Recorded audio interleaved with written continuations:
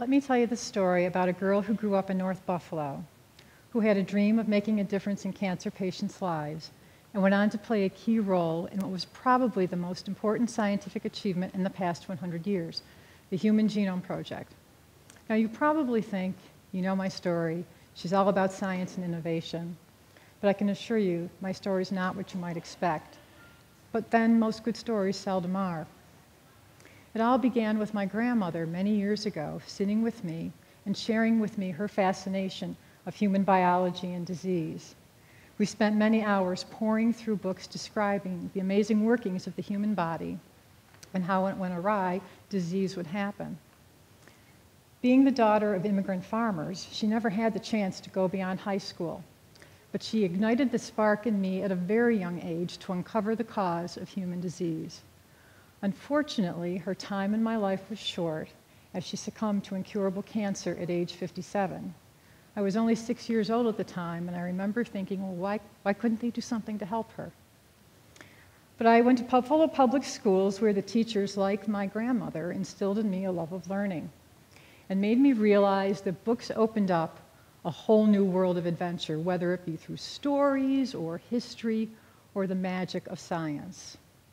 I went on to Mount St. Joseph's Academy, an all-girls high school where you have that special experience of friends that last a lifetime and inspiring mentors who encouraged my individuality and gave me the courage and the confidence to go forward and pursue my dreams. But unlike most of my friends, I went off to college and went to Canisius across the street. There I met a wonderful biology professor who was my advisor, Dr. Joseph Tomasulo. Dr. Tomasulo convinced me that as a freshman, I could take senior level courses and be his teaching assistant for the next 3 years, and I could do this. I remember thinking to myself at the time, but I'm only a freshman. How was I possibly going to pull this one off? But in my head, I heard this little voice saying, why not? Why not you? The years at Canisius flew by, and I found myself graduating, but still contemplating exactly what it was that I wanted to be. I love science, and I knew that that would be part of the path, but I felt I needed some time to figure it out. And I thought, well, maybe I'll travel. But being the firstborn of 2 Depression-era parents, it became really clear that that was not going to be an option. And I think their exact words to me were, either go back to school or get a job. Get a job. Okay, well, wasn't ready for that one. So I went back and discussed my quandary with Dr. Tomasulo. And he, as he always did, came up with this intriguing solution. Come and teach medical students with me over the summer at the University at Buffalo. You'll get graduate credits and you'll get paid to do it. Again, teach medical students? Joe, teach medical students. But I heard that little voice in the back of my head, and I thought, well, why not? Why not you? It was like deja vu back to freshman year with his original proposal. And just as that had turned out well, that would be the beginning of my scientific career. I went on to earn my PhD and then trained with a world-renowned scientist, Dr. Thomas B. Shows at the Roswell Park Cancer Institute. During the late 1980s, we were awarded one of the first grants in the Human Genome Project, which was focused on sequencing the human genome, identifying all of the genes, and figuring out the cause of disease. Life had truly given me wonderful opportunities, and while I had moments of trepidation, I just took the leap and never looked back. The work went on through the 1990s and into the present day, where I am currently a professor at the University of Buffalo School of Medicine. Kind of like it all comes full circle. During this time, I married my college sweetheart, and we had 2 wonderful little boys who were the joy of our lives. We truly had the perfect life. And now here comes the unexpected part. Until one day, my husband Tom came home from a business trip and asked me what was this lump in his neck. In that one horrible moment, I knew what it likely could be.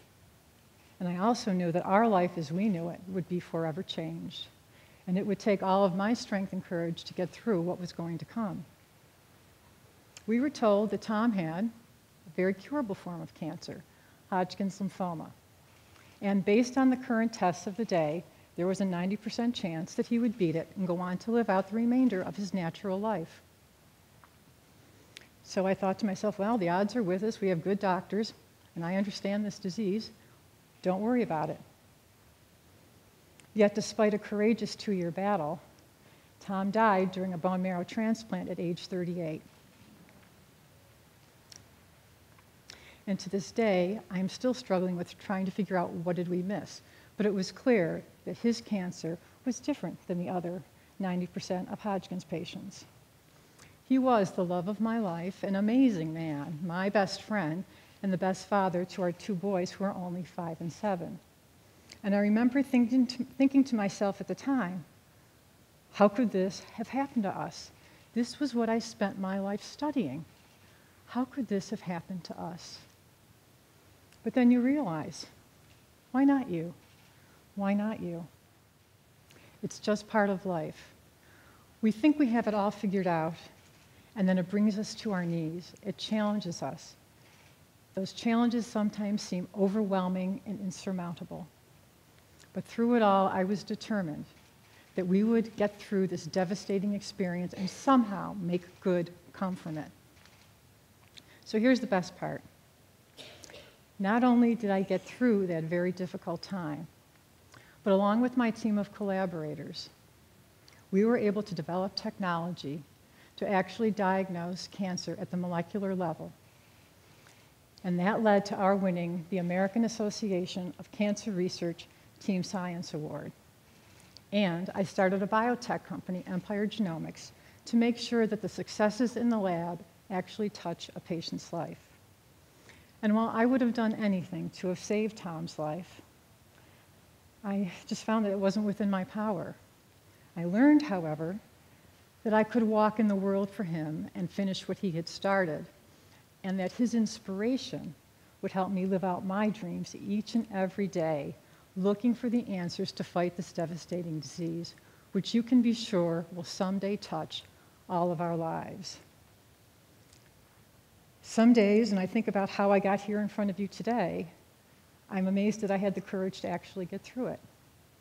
But I had a village around me, family, friends, colleagues, and you just find a way to get through it because you know that you have the ability to make a difference. I could do something about a disease that's took my husband's life.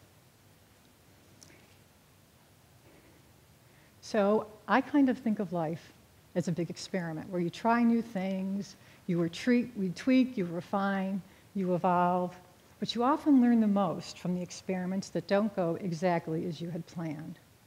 We are all intertwined by the strands of DNA that define our humanity. I would encourage you to seek a life where you passionately live and love beyond yourself, always remembering that we are not guaranteed the gift of years. Our book of life may be a long novel or just a short story. Never let a day go by when you don't give someone your hand and help them through a difficult time in life.